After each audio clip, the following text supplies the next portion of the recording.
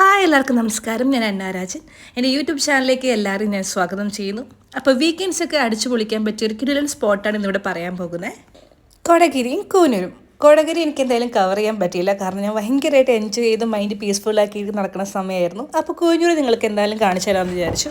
അപ്പോൾ റിസോർട്ടിലേക്ക് വന്നു.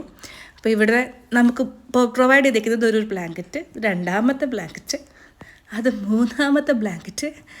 അപ്പോൾ ആലോചിച്ച് നോക്കി ഇവിടുത്തെ തണുപ്പ് എത്രയായിരിക്കുന്നു. ഇവിടുത്തെ എല്ലാ റൂമിലും ബാൽക്കണി ഉണ്ട്, പക്ഷേ ഞങ്ങൾക്ക് മാത്രം ബാൽക്കണി കിട്ടിയില്ല, കാരണം ഞങ്ങൾ ഹട്ട് പോലെ എടുത്തേക്കുന്നത്, അത് മാത്രമേ അവൈലബിൾ ആയിരുന്നുള്ളൂ. അപ്പോൾ എന്തായാലും ബാൽക്കണി റൂം ഒന്ന് കാണിച്ചു തരാൻ വേണ്ടി ഞാൻ കയറിയതാണ്. അപ്പോൾ എല്ലാ റൂമിൽ നിന്നും വ്യൂ കാണാമല്ലോ. അപ്പോൾ ഇപ്പോൾ സമയം ഒരു 10:45, 11 സംതിങ് ആയിട്ടുണ്ടാവും, പക്ഷേ കോട വരുന്നു നോക്കി.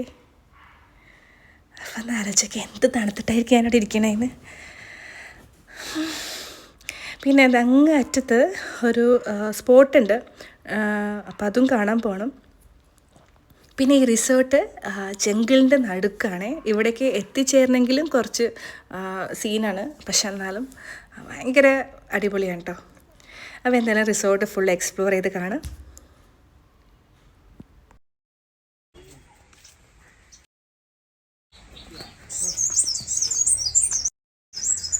നല്ല കിളികളുടെ ശബ്ദം കേൾക്കുന്നില്ലേ? അപ്പം ഇവിടെ തേൻ കുടിക്കാൻ വന്നതാ.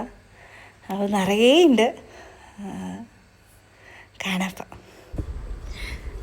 നിറയെ കിളികളുണ്ട് കേട്ടോ. എന്ത് രസമായിട്ടാണ്ടോ അത് വന്ന് തേൻ കുടിക്കണ കാണാൻ. ആ സൗണ്ടും എല്ലാം കൂടെ നല്ലൊരു ബ്യൂട്ടിഫുൾ ആയിരുന്നു കേട്ടോ. എനിക്ക് കിളിയുടെ പേരറിയില്ല, ഈ പേരറിയാവുന്നവരൊന്ന് മെൻഷൻ ചെയ്യണേ. കിളികളെ കണ്ടുകൊണ്ടിരുന്നപ്പോഴാണ് ഒരു അതിഥി നമുക്ക് വേണ്ടി വന്നിരിക്കുന്നത്. അപ്പോൾ ഇത് റിസോർട്ടിൻ്റെ പുറത്താണ്. ആ ബ്ലാക്ക് സാധനം കണ്ടില്ല, അതും ഒരു ഹട്ടാണ്. അതായത് ഫ്രണ്ട്സൊക്കെ ആയിട്ട് ഒന്ന് താമസിക്കാൻ പറ്റിയ വലിയൊരു ഹട്ട്. അപ്പോൾ നമുക്ക് അതിഥിനെ കാണാൻ പോവാ. അമ്പടാ തണുത്തിരിക്കുക. ഹലോ, രണ്ട് കറങ്ങാന്മാർ.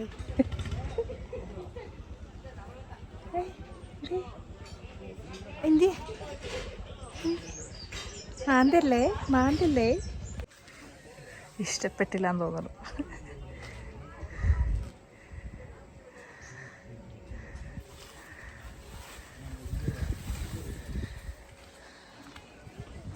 ഈ ഒരു സ്ഥലത്തിന് വേറൊരു പ്രത്യേകതയുണ്ട്, ഞാൻ പറയാം. ബ്യൂട്ടിഫുൾ. അങ്ങനെ പുറത്ത് എക്സ്പ്ലോർ ചെയ്യാൻ ഇറങ്ങി. അപ്പോൾ ഓൺ ദ വേ കുറേ സ്പോട്ടുകളുണ്ട് കേട്ടോ റിസോർട്ടിൻ്റെ പുറത്ത്. അങ്ങനെ ഇവിടെ കുറേ മങ്കീസ് ഉണ്ടായിരുന്നു. ഫുഡ് കൊടുക്കാൻ പാടില്ല, പക്ഷേ കൊടുത്തുപോയി, എന്ത് ചെയ്യാനാ. അപ്പോൾ പിന്നെ നിറയെ തേയിലത്തോട്ടമൊക്കെ ഉണ്ടായിരുന്നു. ഭയങ്കര അടിപൊളി ക്ലൈമറ്റാണ്. ഇപ്പോൾ ഏകദേശം സമയം ഒരു 12 മണിയായി. അപ്പോഴുള്ള ക്ലൈമറ്റാണിത്. അങ്ങനെ അവിടെയൊക്കെ എക്സ്പ്ലോർ ചെയ്തു. പിന്നെ ഈ സ്ഥലത്തിനൊരു പ്രത്യേകത ഉണ്ടായിരുന്നു പറഞ്ഞില്ലേ, അതെന്താണെന്ന് വെച്ചാൽ ഇവിടെ ലെപ്പേർഡ് സ്പോട്ട് ചെയ്യുന്ന പ്ലേസാണേ.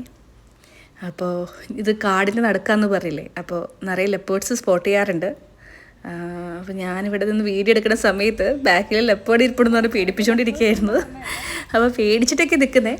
അപ്പം അങ്ങനെ എക്സ്പ്ലോർ ചെയ്യാൻ ഇറങ്ങി. അപ്പം നമ്മുടെ ഓട്ടോ ചേട്ടൻ വന്നു. അണ്ണാ ഒരു ഹായ് സല്ല്. അങ്ങനെ ഇവിടെ നിറയെ ബൈസനുണ്ട്. അപ്പോൾ ഒരു കുട്ടി ബൈസനെ കാണാൻ കൊതിയാവണമെന്ന് പറഞ്ഞേ ഉള്ളൂ. ഇത് അപ്പോഴേക്കും ഇത് അവിടെ തന്നെ നിൽക്കുന്നു. ഭയങ്കര അത്ഭുതമായിപ്പോയി. അപ്പോൾ എന്തായാലും അവിടെ വണ്ടി നിർത്തി. അപ്പം അടുത്ത് വന്നപ്പോഴേക്കും അത് ഓടി അമ്മയുടെ അടുത്തേക്ക് പോവാണ്. അപ്പോൾ ഇത് ഭയങ്കര ഡേഞ്ചറാണ്. അവിടെ അടുത്തൊന്നും പോയി നിൽക്കണ്ട. നമ്മുടെ തേയിലത്തോടിൻ്റെ ഇടയ്ക്കൊക്കെ ഉണ്ടാവും, നമ്മൾ അറിയാണ്ടായിരിക്കും ഇവരെ മീറ്റ് ചെയ്യുന്നത്. അപ്പോൾ കെയർഫുൾ ആവണം. അങ്ങനെ വിശന്നപ്പോൾ നമ്മൾ ബ്രഞ്ച് കഴിക്കാം. ഒന്നും കഴിച്ചിട്ടില്ല, ബ്രഞ്ച് കഴിക്കാൻ അടുത്തുള്ളൊരു റെസ്റ്റോറൻറ്റിലൊക്കെ അധികം ഓപ്ഷൻസ് ഒന്നും ഇല്ല, 2-3 റെസ്റ്റോറൻറ്റേ ഉള്ളൂ. നമ്മുടെ ഓട്ടോ ചേട്ടൻ നല്ലൊരു റെസ്റ്റോറൻറ്റിൽ എന്തായാലും കയറ്റി. അപ്പോൾ ഇവിടെ ഭയങ്കര വ്യൂ ഉണ്ട് കേട്ടോ. പിന്നെ നമ്മൾ ഈ താഴെ കാണുന്ന ബിൽഡിങ്സൊക്കെ 2 മിനിറ്റ് കഴിയുമ്പോൾ ഫുൾ കോടയായിട്ട് മൂടും. അപ്പോൾ എന്തായാലും അവിടുന്ന് ഫുഡൊക്കെ കഴിച്ച് നമ്മൾ കുട്ടിയായിരുന്നപ്പോൾ തന്നെ കോളേജിലായപ്പോഴും തന്നെ സ്ഥിരം വിസിറ്റ് ചെയ്യുന്നൊരു സ്ഥലമുണ്ട്, ടീ ഫാക്ടറി. അപ്പോൾ അത് എൻ്റെ ലിസ്റ്റിൽ നിർബന്ധമായിരുന്നു പോകുമ്പോൾ കാണണമെന്ന്. അപ്പോൾ വേറൊന്നല്ല, ഇതെല്ലാം കണ്ടു കഴിയുമ്പോൾ അവിടെ നിന്ന് ഒരു സ്പെഷ്യൽ ചായ കിട്ടും. അത് ഭയങ്കര ടേസ്റ്റാണ്. ഞാൻ ചായയും കാപ്പിയൊന്നും കുടിക്കാത്ത ആളാണ്, പക്ഷേ എനിക്കിത് കഴിക്കാൻ ഭയങ്കര ഇഷ്ടമാണ്. അങ്ങനെ അവിടെ ഞാൻ മാത്രമേ ഉണ്ടായിരുന്നുള്ളൂ കേട്ടോ. അപ്പോൾ ആ ചേച്ചി സമയം എടുത്ത് ഓരോന്നൊക്കെ പറഞ്ഞു തന്നു. അവസാനം ലാസ്റ്റ് പ്രോസസ്സിൽ നല്ല ചൂട് തേയില കൊണ്ടുവന്നു. സ്മെല്ലൊന്നും ഉണ്ടാവില്ല കേട്ടോ. അപ്പോൾ എന്തായാലും അത് നല്ല രസമുണ്ടായിരുന്നു. അപ്പോൾ എന്തായാലും അവിടുന്ന് ഒരു പാക്കറ്റ് എന്തായാലും മേടിച്ചു. പിന്നെ അവൾ നല്ലൊരു അടിപൊളി ചായയും കുടിച്ചു. അപ്പോൾ അത് കാണിക്കാൻ ടൈം കിട്ടിയില്ല, കാരണം എൻജോയ് ചെയ്ത് ചായ കുടിക്കുകയായിരുന്നു. അങ്ങനെ തൊട്ടപ്പുറത്ത് അവിടെ സ്ട്രോബെറി തോട്ടമാണ് നിർത്തി. സ്ട്രോബെറി തോട്ടത്തിലേക്ക് ചെന്നു. എല്ലാം പറിച്ചു ഗൈസ്, ഒന്നും ഉണ്ടായിരുന്നില്ല, ഫുൾ കാലി.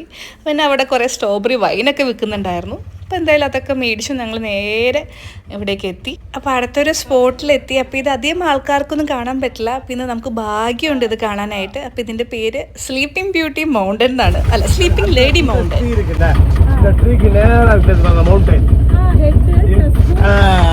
അതെ അതെ അതെ, തിരിച്ചു നോക്കണം, ഇവിടുന്ന് ഇങ്ങോട്ട് നോക്കണം. Sleeping lady mountain.